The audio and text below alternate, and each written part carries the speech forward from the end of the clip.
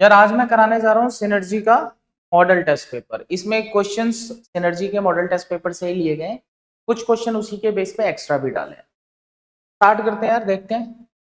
पहला question, the present age of 3 person in proportion to 4, 7 and 9। तो देखो proportion में दिए हुए 3 पर्सन है, मैं लेट कर देता हूँ first person, second person and third person.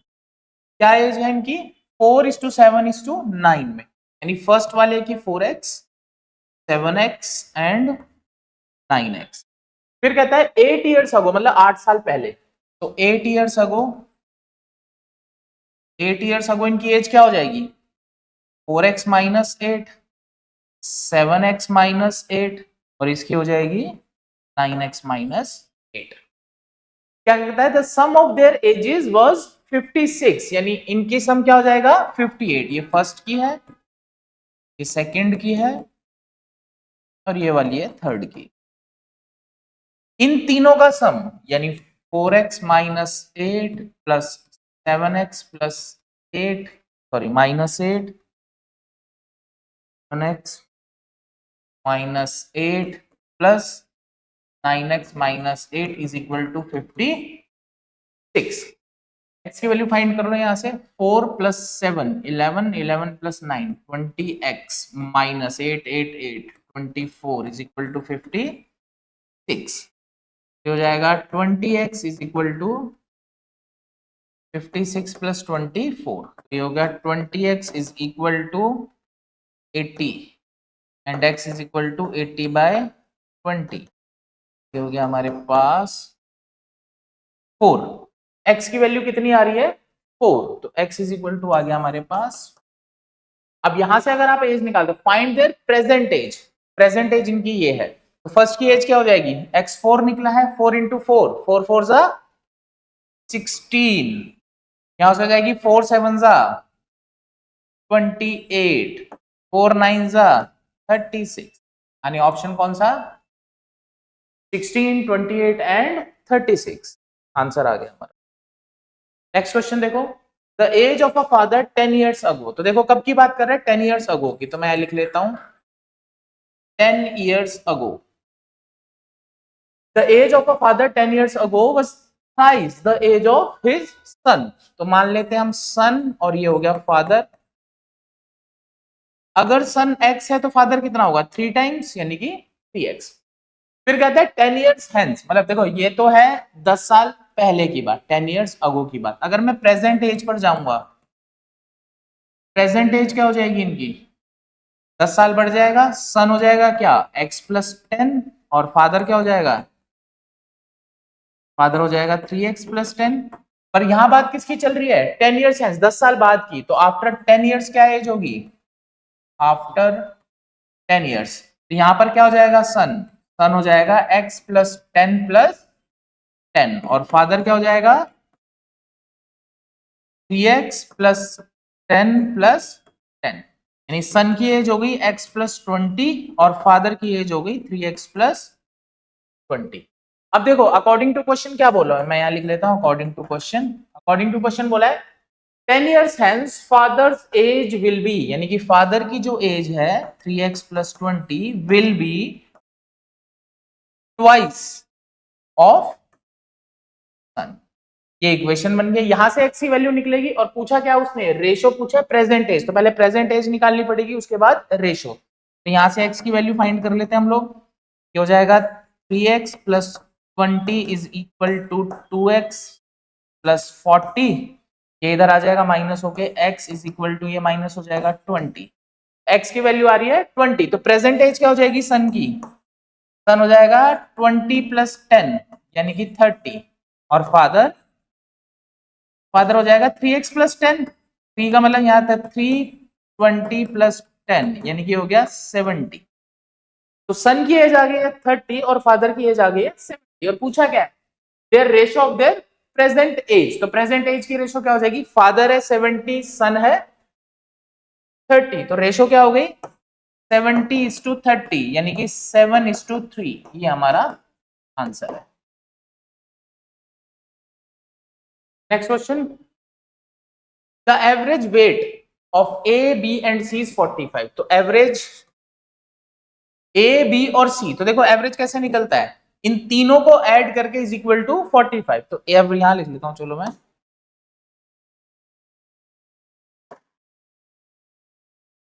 तो एवरेज कितना बता रहा है 45। तो अगर मैं एवरेज निकालूंगा तो निकालूंगा a plus B plus C divided by 3, ऐसे ही निकलेगा तीनों का average.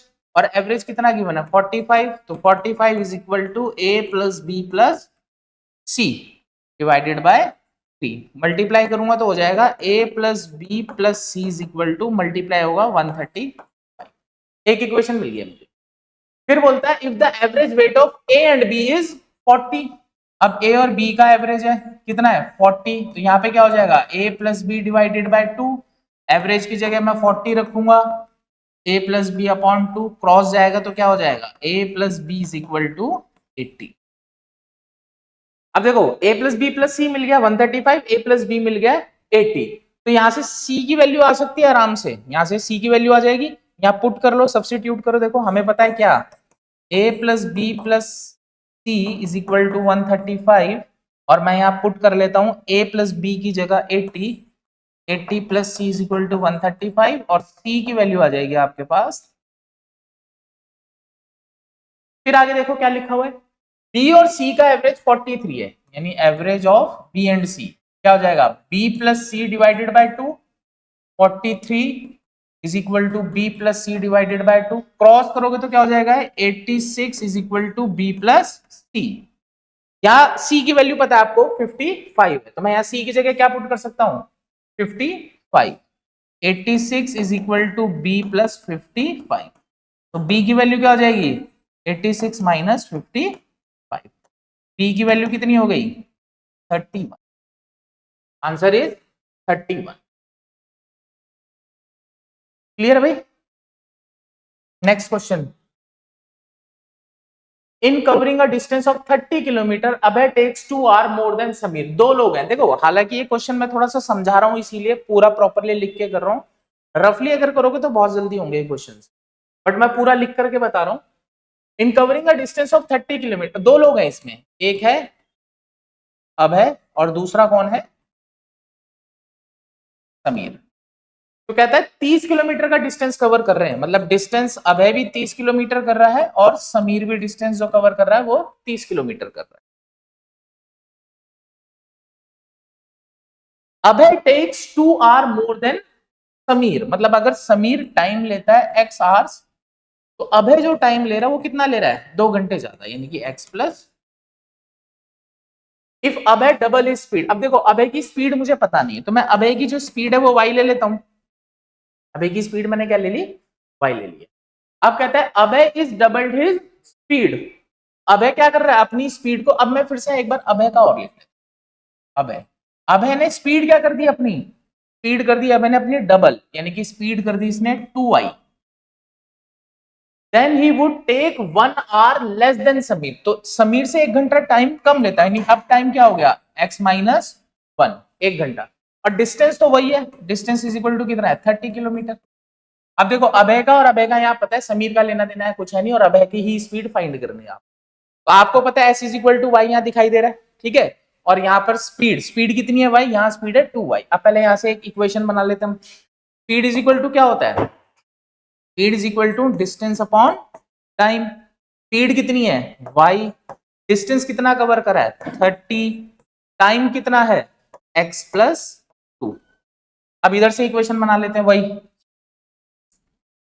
Speed is equal to distance upon time. Speed कितनी है 2y, डिस्टेंस कितना कवर करा है 30, टाइम कितना लगा है x माइनस। ये होगी इक्वेशन नंबर 2, ये पहली इक्वेशन और ये दूसरी। अब आप क्या कर सकते हो, y की वैल्यू आपको पता है निकालना क्या हम लोगों को, अबे की स्पीड निकालनी है, और स्पीड क्या है स्पीड y की वैल्यू निकालनी है। तो बेसिकली मैं एक बार x की वैल्यू निकाल लेता हूं ताकि सब्स्टिट्यूट कर दूं, या चलो यहीं से देख लेते हैं। y की वैल्यू आ गई है 30 अपॉन एक्स प्लस 2, तो y की जगह मैं यहाँ पुट कर सकता हूँ क्या 2 एज इट इज, और y की जगह मैं पुट कर देता हूँ 30 upon X plus 2 is equal to, equal में ये रहेगा 30 अपॉन एक्स माइनस 1। यहाँ सॉल्व कर लो, ये हो गया 60 upon X plus 2 equal to 30 upon x minus 1। Cross करोगे तो हो जाएगा 60x minus 60 is equal to 30x plus 60। इसको इधर ले लो, माइनस होके 30x आ जाएगा। इसको मान ले लो positive, 60 plus 60 120। x is equal to यहाँ 30 से डिवाइड होगा 4 आ गया। x की वैल्यू कितनी आ गई 4। x का मतलब क्या आ गया मेरे पास, टाइम आ गया 4 घंटे टाइम आ गया यहाँ पे। इसका टाइम क्या हो जाएगा x प्लस 2 6 आ। बट मुझे क्या फाइंड करना है, स्पीड ऑफ अभय। तो अभय की स्पीड क्या है y, तो मुझे एक्चुअली क्या कैलकुलेट करना है, y कैलकुलेट करना है। तो किसी भी इक्वेशन में डाल दो, दो इक्वेशन थी हमारे पास, एक ये रही और एक ये रही, यहां डाल देता हूं। क्या इक्वेशन थी, y is equal to 30 upon x plus 2। तो x की जगह 4 रख सकता हूं मैं, तो y हो जाएगा 30 upon 4 plus 2 6, 5 kilometre per hour इसकी speed. Answer is A. Next question, it takes 8 hours for a 600 kilometre journey if 120 kilometre. देखो दो तरीके के ट्रांसपोर्ट यूज कर रहा है, एक तो यूज कर रहा है ट्रेन और दूसरा यूज कर रहा है बस। तो मैं दो इक्वेशन बनाऊंगा अलग अलग, ठीक है। पहला मैं बना रहा हूं, देखो टोटल डिस्टेंस कितना है 600 किलोमीटर, 120 जाता है किससे, ट्रेन से, और बाकी कार से। तो मैं एक जगह यहाँ ट्रेन लिख लेता हूं और एक जगह यहाँ लिख लेता हूं कार, ठीक है। ट्रेन से डिस्टेंस कितना कवर करा है और कार से डिस्टेंस कितना कवर करा है, 120 डन बाय ट्रेन। तो 120 ट्रेन, टोटल 600 था, 600 में से 120 ये गया, तो यहां पर आ जाएगा 480 डिस्टेंस कवर करा। And the rest by car, it takes 20 minutes more if 200 kilo. अच्छा ये आगे बता दिया। इट टेक्स 8 hours, मतलब जो टाइम लगा है, टोटल टाइम लगा है 8 घंटा, ठीक है। देखो डिस्टेंस मुझे पता लग गया है, क्वेश्चन के अंदर स्पीड गिवन नहीं है, तो स्पीड में लेट कर लेता हूं इसकी ट्रेन की x और इसकी लेट कर लेता हूं मैं y। टाइम निकाल लेता हूं मैं, टाइम इज इक्वल टू क्या होता है, डिस्टेंस अपॉन स्पीड। यहां भी मैं टाइम निकाल लेता हूं, डिस्टेंस अपॉन स्पीड। ये t1 ये t2, और टोटल टाइम कितना लगा था 8 घंटे। 120 by x plus 480 upon y is equal to 8 hours।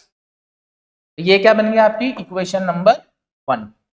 Similarly मैं क्या करूंगा, इक्वेशन नंबर 2 बनाऊंगा। इक्वेशन नंबर 2 में क्या बोला है इसने, देखो फिर से मैं यहाँ ट्रेन और कार लिख लेता हूं, ये ट्रेन और ये कार। डिस्टेंस देखेंगे पहले दोनों ने कितना कितना कवर किया है।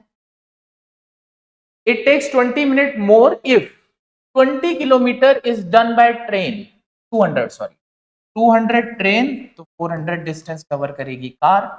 ट्रेन की स्पीड है x, सेट करी हुई थी मैंने पहले ही, ट्रेन की स्पीड x और यहां speed y। Time is equal to, आपको पता है क्या होता है, distance upon speed, distance upon speed. Question में लिखा हुआ है कितना समय लगता है, इनको टोटल टाइम लगता है 20 मिनट्स मोर। पहले लग रहा था 8 घंटा, अब लग रहा है 8 घंटा 20 मिनट, यानी दोनों टाइम्स को मिलाकर, दोनों टाइम्स को ऐड करने के बाद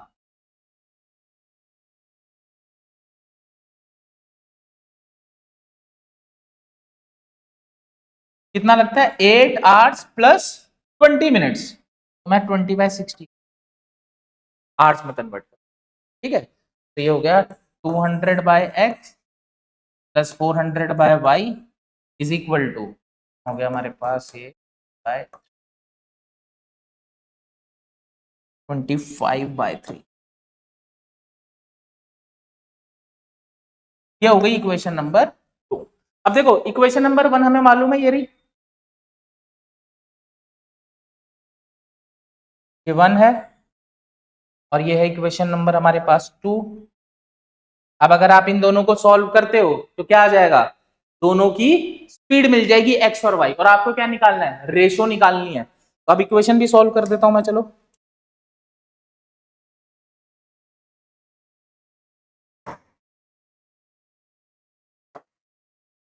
फर्स्ट इक्वेशन है 120/x plus 480/y equal to 8, और दूसरी है मेरे पास 200/x plus 400 by Y is equal to 25 by, ठीक है। सेम कर लेता हूं मैं, चलो किसको सेम कर लें, 480 400 5 से मल्टीप्लाई कर लेता हूं, 5 से मल्टीप्लाई कर लेता हूं और इसको कर लेता हूं 3, ठीक है।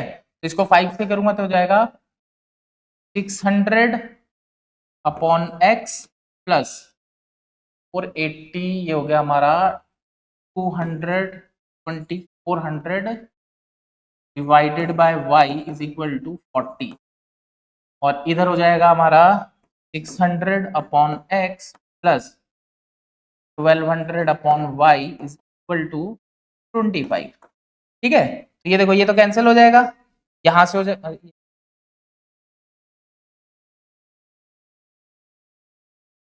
ये वाला हो गया cancel,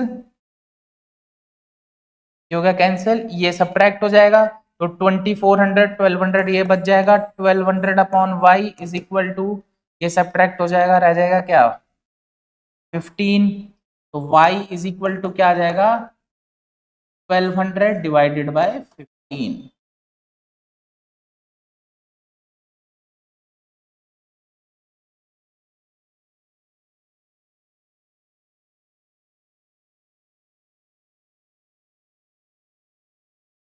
y is equal to 1200 divided by 15, ये हो जाएगा y इज इक्वल टू 80, तो y की वैल्यू आ गई है 80। अब आप किसी भी इक्वेशन में पुट करोगे, तो इसमें पुट कर लो या इसमें पुट कर लो y की वैल्यू, तो आपका क्या आ जाएगा x भी निकल जाएगा। इक्वेशन देख लेते हैं हम लोग, बहुत लंबा हो गया क्वेश्चन, समझाने में ज्यादा है, वैसे कैलकुलेट करोगे तो ज्यादा नहीं होगा। 80 y की वैल्यू आ गई 80, ये 200 upon x, 100 upon x plus 400 upon y is equal to 25 by 3, ये इक्वेशन थी 2। तो इसको हम सॉल्व कर लेते हैं, 200 upon x plus 400 upon 80, X Y की वैल्यू आई है, और 25 बाय 3 5, ठीक है। तो हो गया 200 by x is equal to 25 by 3 minus 5, हो गया 200 by x is equal to 25 minus 15 by 3, ये हो गया 200 by x equal to 10 by, multiply करोगे तो x इक्वल टू हो जाएगा 600 बाय 10, यानी x इज इक्वल टू आ रहा है 60, और दोनों की रेशो निकालनी थी, किसकी रेशो निकालनी थी ये भी देख लेना, निकालनी है train and the rest by the car, the ratio of the speed of the train to the car, train to the car, तो ट्रेन क्या थी 80, कार क्या है 60, 4:3, आंसर क्या आ गया इसका 4:3। Next question, a certain amount earn simple interest of 1750 after 7 years, देखो क्या गिवन है, सिंपल इंटरेस्ट गिवन है 1750, टाइम गिवन है 7 years, कहता है had the interest been 2% more, कह रहा है अगर इंटरेस्ट 2% ज्यादा हो जाए, how much more interest would have to be, देखो अभी प्रॉब्लम क्या है इसमें, एक तो इंटरेस्ट भी गिवन नहीं है, रेट ऑफ इंटरेस्ट, साथ में प्रिंसिपल भी गिवन नहीं है, ठीक है, और इंक्रीज भी आगे जो बता रहा है वो भी परसेंटेज में नहीं बता रहा है, 2% बता दिया है। तो ऐसे क्वेश्चन में देखो ना तो इंटरेस्ट है ना प्रिंसिपल है, और अगर दूसरे साल का भी इंटरेस्ट बता देता तो क्वेश्चन सॉल्व हो जाता, बट ये वाला क्वेश्चन अब हम सॉल्व नहीं कर पाएंगे क्योंकि इंफॉर्मेशन हमारे पास कम गिवन है, तो कांट बी डिटरमाइन इसका आंसर, ठीक है, ये क्वेश्चन सॉल्व नहीं होगा। अगला देखो 65 वाला, one pipe can fill a tank in 3 times as fast as, दो टाइप के पाइप है आपके पास, एक है स्लो और एक है फास्ट। अगर मैं बोल देता हूं कि फास्ट जो पाइप है वो x घंटे में फिल करता है, तो स्लो वाला कैसे करेगा उससे, क्योंकि वो 3 times ज्यादा फास्ट है, तो ये स्लो वाला इससे 3 गुना ज्यादा टाइम लेगा। अगर स्लो वाला 3x में भरता है तो x वाला x में भरेगा ना, सॉरी फास्ट वाला x में भरेगा, टाइम के हिसाब से, इसलिए उल्टा करा हुआ है कि अगर ये टाइम लेगा फास्ट वाला x तो इससे 3 गुना ज्यादा टाइम लेगा, इसीलिए स्लो वाला 3x। तो इन 1 hour, इन 1 आवर। 1 घंटे में कितना पार्ट फिल करेगा? स्लो वाला तो फिल करेगा 1/3x और फास्ट वाला फिल करेगा 1/x। क्वेश्चन में गिवन है if together 2 pipes can fill the tank 36 minute then pipe alone will be filled. तो हमें बताना है कि जो स्लो वाला पाइप है वो कितनी, तो देखो दोनों मिलकर कितना टाइम लगता है 36, यानी स्लो वाला पाइप प्लस फास्ट वाला पाइप मिलकर 36 मिनट्स तक चलें तो जाकर के टैंक जो है वो पूरा का पूरा भर जाएगा। यहां से आप x की वैल्यू निकाल लो। ये हो गया 1/3x plus 1/x is equal to 1/36। LCM ले लो, 3x LCM 1 plus 3 is equal to 1/36। ठीक है, तो ये हो गया 4/3x इज इक्वल टू 1/36 और x की वैल्यू हो जाएगी हमारे पास 36 इंटू 4 डिवाइडेड बाय 3। x आ गया हमारे पास 48। x 48 आया है, यानी कि फास्ट वाला 48 आया है। हमें क्या करना है? स्लो। तो स्लो वाला कितना टाइम लगाएगा? स्लो वाला टाइम लगाएगा कितना? 3x, यानी कि 48 इंटू 3 144 मिनट्स। आंसर इज 144 सी। अगले क्वेश्चन पे चलते हैं। 66, ये भी पाइप एंड सिस्टम का ही क्वेश्चन है। सिनर्जी में एक्चुअली क्वांटिटेटिव एप्टीट्यूड भी आता है और रीजनिंग भी आती है। Three pipes A B and C can fill in 6 hours, मतलब ए बी और सी मिलकर कितने घंटे में भरते हैं? 6 घंटे में एक पाइप को भरते, मतलब सिस्टम को भरते हैं। तो अगर मैं यहां से देखूं ए प्लस बी प्लस सी, ए प्लस बी प्लस सी कितने घंटे में भरते हैं? 6 घंटे में। तो 1 घंटे में कितना फिल करेंगे? 1 घंटे में फिल करेंगे 1/6 part. After working it for 2 hours, 2 घंटे काम करा इन्होंने, 2 घंटे काम करा, तो अगर 2 से मल्टीप्लाई कर दूं 2 घंटे काम करा, ये 1 घंटे का है, 2 घंटे का ऐसा हो जाएगा, नीचे आ जाएगा a plus B plus C is equal to क्या हो गया 1/6। Is close. देखो अगर इसको मैं एक में भी बना सकता हूं, देखो ज्यादा बड़ी कंफ्यूजन ना हो इसलिए मैं बता देता हूं, यहां से भी इक्वेशन बना सकता हूं मैं। क्या बोल रहा है वो कि a प्लस बी प्लस सी 1/6 है मेरे पास, उसके बाद उसने क्या करा? 2 घंटे ए बी और सी ने मिलकर काम करा। मैं यहां लिख लो 2 घंटे मिलकर a प्लस बी प्लस सी ने काम करा है, 2 घंटे मिलकर a प्लस बी प्लस सी ने काम करा है। देन सी इज क्लोज, सी बंद हो गया, ए और बी ने मिलकर काम करा, उसके बाद A and B can fill the remaining part in 7 घंटे। इन दोनों ने मिलकर कितना घंटे काम करा है? 7 घंटे। देखो पहले ए बी सी ने मिलकर 2 घंटे काम करा, फिर 7 घंटे ए और बी ने काम करा, तब जाकर के टैंक जो हुआ है वो फुल हुआ है। ठीक है, यहां से आप फाइंड कर लो वैल्यू। यहां से क्या हो जाएगा? देखो 2 ए प्लस बी प्लस सी, ए प्लस बी प्लस सी की वैल्यू कितनी है 1 घंटे में? 1/6 प्लस 7, ए प्लस बी को ऐसे ही रहने दो इक्वल टू 1। यहां से कैलकुलेट करोगे हो जाएगा 1/3, इधर जाएगा तो माइनस हो जाएगा, तो ये हो गया 7 A plus B equal to 1 minus 1/3। तो 7 A plus B equal to LCM लोगे हो जाएगा 2/3 और 7 इसके नीचे आ जाएगा, तो a plus B is equal to क्या आ जाएगा 2/21। ठीक है, अब देखो a plus B plus C पता है, a प्लस बी पता है, c की वैल्यू निकल जाएगी। a प्लस बी की जगह मैं क्या पुट कर सकता हूं? 2, इसी इक्वेशन में पुट कर लेता हूं मैं। देखो 2/21 प्लस c इज इक्वल टू 1/6, तो c की वैल्यू क्या हो जाएगी 1/6 माइनस 2/21। e की वैल्यू निकाल लो, एलसीएम ले लो, इसका कितना हो जाएगा 42 एलसीएम 7 माइनस 4 दैट इज 3/42। तो जो c का टाइम होगा वो कितना होगा 3/42। इसका रेसिप्रोकल करोगे तो क्या हो जाएगा 42/3, यानी c is equal to 14 hours, यानी c कितना टाइम लेगा 14 घंटे। नेक्स्ट क्वेश्चन देखो, a man rows to a place 48 kilometre distance and come back in 14 hours. एक आदमी क्या कर रहा है, एक जगह से दूसरी जगह जा रहा है 48 किलोमीटर और वापिस आ जाता है कितना 14 घंटे में। He finds that he can row 4 kilometer with the stream in the same time as 3 kilometer against the stream. A man rows to a place 48 kilometre. तो देखो डिस्टेंस कितना कवर हो रहा है, डिस्टेंस कवर हो रहा है 48 kilometre and come back in 48 hours. देखो ये तो कर दिया मैंने डाउन स्ट्रीम, डिस्टेंस इतना। अप स्ट्रीम में भी डिस्टेंस कितना कवर हुआ होगा, 48 किलोमीटर ही हुआ होगा क्योंकि जा रहा है और वापिस आ रहा है। टोटल टाइम कितना लगता है 14 आवर्स। नीचे लिख लेता हूं मैं, टोटल टाइम लगता है 14 आवर्स। ठीक है। He finds that can row 4 kilometer with the stream in the same time as 3 kilometer again। कह रहा है अगर स्ट्रीम के साथ जाएगा तो 4 किलोमीटर और वापस आएगा तो 3 किलोमीटर। तो एक तरीके से 4:3 रेशो की बना इन दोनों, यानी डाउन स्ट्रीम में जो इसकी स्पीड है अगर 4:3 के हिसाब से देखूं तो 4x होगी और यहां पे स्पीड क्या होगी 3x होगी अकॉर्डिंग टू रेशो। तो टाइम इज इक्वल टू क्या होता है, distance upon speed.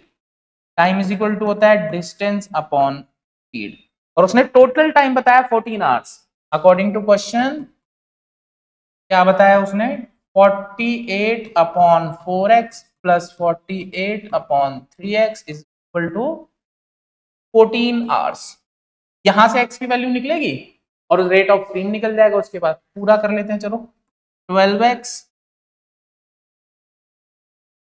48 into 3 plus ये हो गया हमारा 48 इंटू 4 इक्वल टू 14। तो अगर मैं यहाँ 48 कॉमन ले लूं तो 3 + 4 7 हो जाएगा। 48 into 7 upon 12x equal to 14। और अगर मैं यहाँ से x कैलकुलेट करूंगा तो हो जाएगा 48 into 7, 48 into 7 divided by 14 into 12, x equal to आ जाएगा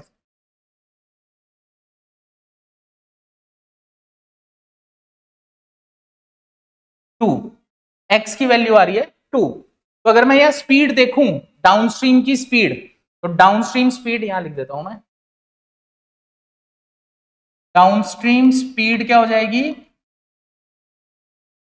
4x यानी 4 इंटू 2 8 किलोमीटर पर आवर। और अपस्ट्रीम की जो स्पीड है वो क्या हो जाएगी 3 इंटू 2 यानी कि 6 किलोमीटर पर आवर। और हमें क्या फाइंड करना है, हमें फाइंड करना है रेट ऑफ स्ट्रीम। तो रेट ऑफ स्ट्रीम क्या हो जाएगा, रेट ऑफ स्ट्रीम हो जाएगा, फॉर्मूला होता है downstream minus upstream divided by 2। 8 minus sorry अब लेना 8 minus 6 divided by 2 1 kilometre per our. Answer क्या है ए 1 किलोमीटर। देखो जिन्होंने चैप्टर्स पढ़े हैं उनके लिए बहुत आसान क्वेश्चंस हैं ये और फटाफट निकलेंगे भी। मैं तो पूरा लिख रहा हूं इसीलिए थोड़ा सा समय लिख रहा है, लेकिन अगर डायरेक्टली कैलकुलेशन ही करनी तो बहुत जल्दी होगा। अगला क्वेश्चन देखो 67। A boatman goes 2 kilometer against the current of the stream in 1 hour। 2 kilometre against, फिर से मैं यहाँ डाउन और अप बना लेता हूं, down stream and up stream. 2 kilometre जा रहा है अगेंस्ट द करंट, यानी अगेंस्ट द करंट मतलब अप स्ट्रीम। डिस्टेंस कवर करा 2 किलोमीटर इन 1 आवर। टाइम कितना लगा 1 hour. And goes 1 kilometre along, along मतलब विद द स्ट्रीम यानी कि डाउन स्ट्रीम। कितना distance 1 kilometre in 10 minutes. Time कितना लगा यहाँ पे 10 मिनट। अब आवर्स में ही जाना हो तो 10/60 कर सकता हूं मैं, ये आवर्स में आ गया। How long will it take to go 5 kilometre in stationary water. मतलब अगर ना तो स्ट्रीम ना हो तो कितना समय लगेगा। पहले तो मुझे क्या करना पड़ेगा, मुझे निकालनी पड़ेगी स्पीड। डाउन स्ट्रीम की स्पीड लगा दो, स्पीड इज इक्वल टू क्या होता है डिस्टेंस अपॉन 1/6 हो गया। तो स्पीड हो गई यहाँ पे 6 किलोमीटर पर आवर। यहां देखूंगा 2 किलोमीटर जाता है 1 घंटे में, तो speed is equal to distance upon time यानी कि स्पीड हो गई यहाँ पे 2 किलोमीटर पर आवर। ठीक है। और स्टिल वाटर में क्या होती है स्पीड, स्टिल वाटर में स्पीड होती है down stream plus up stream divided by 2। Formula होता है डाउन स्ट्रीम जा रहा है 6 प्लस 2 डिवाइडेड बाय 2, तो ये हो गया हमारे पास 8, 4 किलोमीटर पर आवर। यानी स्टिल वाटर में स्पीड क्या है उसकी 4 किलोमीटर पर आवर। हमें क्या फाइंड करना है कि 5 किलोमीटर कितने घंटे में जाएगा। तो डिस्टेंस पता है हमें कितना है 5 किलोमीटर, स्पीड पता है हमें कितनी है 4 किलोमीटर पर आवर। तो टाइम इज इक्वल टू क्या होता है distance upon speed 1.25 hours. 1.25 hours का मतलब क्या होता है 1 आवर 15 मिनट्स। क्या आंसर होगा 1 आवर 30 का आंसर। नेक्स्ट क्वेश्चन,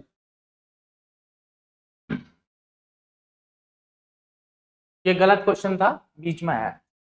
69 देखो, the curved surface area of a cylindrical pillar is 264 metre square.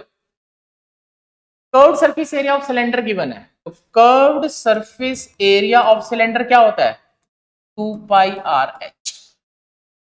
ठीक है, और वॉल्यूम गिवन है कितना, वॉल्यूम गिवन है 924, तो वॉल्यूम क्या होता है इसका pi are square H. Find the ratio of its diameter to its height. तो रेशियो फाइंड करनी है डायमीटर और हाइट की, तो पहले क्या करना पड़ेगा डायमीटर और हाइट फाइंड करनी पड़ेगी। तो देखो कर्व्ड सरफेस एरिया गिवन है कितना 264 इज इक्वल टू 2 पाई, और वैल्यू दी है 264 मीटर स्क्वायर, वॉल्यूम इतना गिना और कुछ नहीं। ठीक है 2 पाई आर एच, और यहां से मैं लिख लेता हूं वॉल्यूम कितना है 924 is equal to pi are square h. ये होगी इक्वेशन नंबर 1, ये होगी इक्वेशन नंबर 2। मैं दोनों को डिवाइड कर लेता हूँ इक्वेशन नंबर 1 को 2 से, तो ये हो जाएगा 264 is equal to 2 pi r h. ठीक है, और डिवाइडेड बाय अगर मैं नीचे लिख लेता हूँ 924 इज इक्वल टू इसको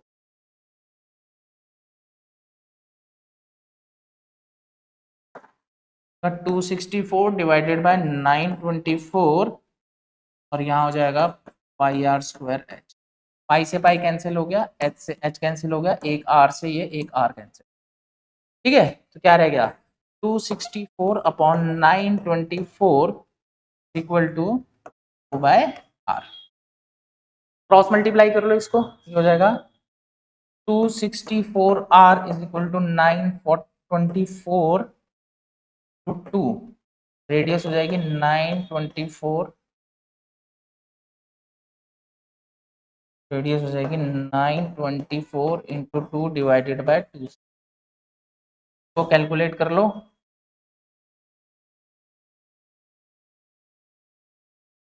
132 कट करोगे तो आई थिंक ये 8 पे जाना चाहिए।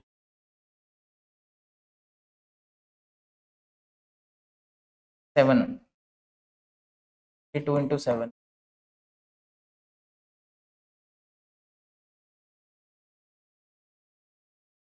924, 7 से कट हो रहा है, आंसर आ गया हमारा 7। तो रेडियस कितनी आ गई हमारे पास, ठीक है रेडियस 7 आ गई है। किसी भी इक्वेशन में पुट कर लो, यहाँ पुट कर लो, कितना है ये 264 is equal to 2 pi r h. तो 264 is equal to 2 into 22/7। Radius कितनी है हमारे पास 7, तो हाइट कैंसिल हो गए, तो हाइट इज इक्वल टू क्या हो जाएगा 264 अपॉन 2 इंटू 20, कैंसिल कर लो ये 1।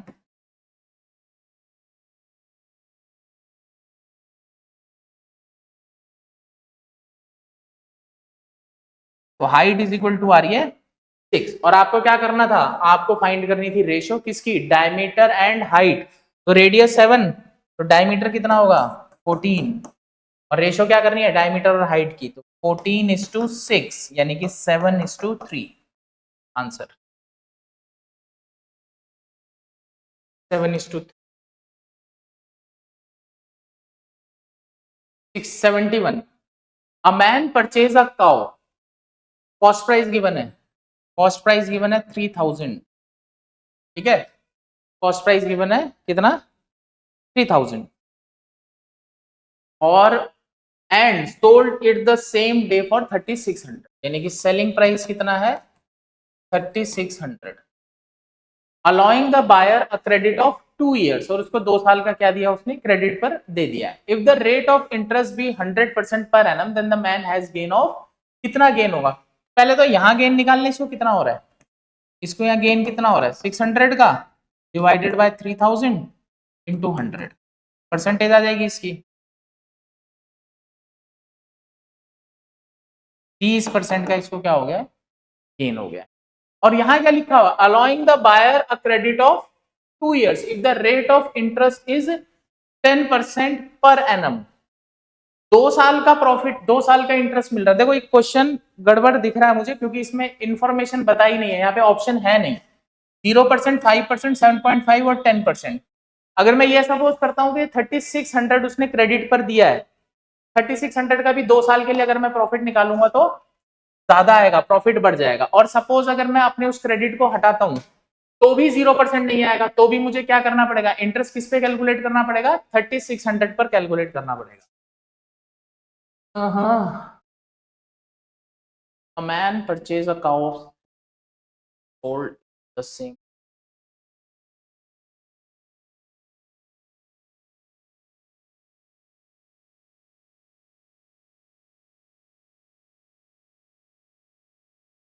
अगर हम इसको आंसर ही निकालना है तो यहाँ प्रॉफिट हो गया कितना, यहाँ तो प्रॉफिट आ गया मेरा कितना 600 divided by 3000 into 100, that is 20%।